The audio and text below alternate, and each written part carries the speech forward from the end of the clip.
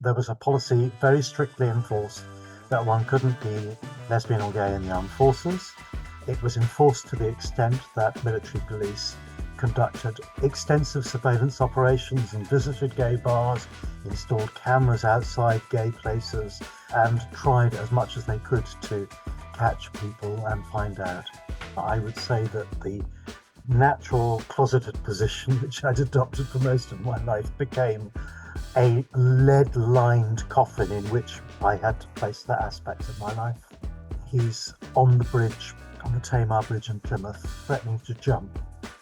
Now this kid, a youngster, he was 18, he'd endured 3 days of interrogation, he'd endured a forced medical examination to prove that he was gay. The military police had gone to his family, who were evangelical Christians, who then threw him out of his house. So the kid had lost his job, his parents, his home, his pension, everything seemed lost. And we chatted in the pouring rain for about 3 hours in the early hours of the morning, until finally I gained his confidence and came down from the fence. There was an awful lot of well publicised now sexual trauma from the military service, but in the case of lesbians it was very often even heightened because of their sexuality, either because people had suspected that they were lesbian and therefore they were attacked.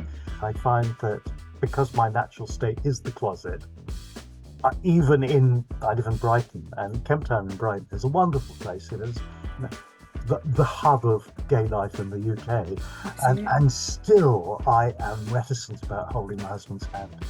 And you realise here you are, a tiny organisation which has no funds, which is going into a legal action, which is taking on what was then largely a hostile media, with public opinion not on your side.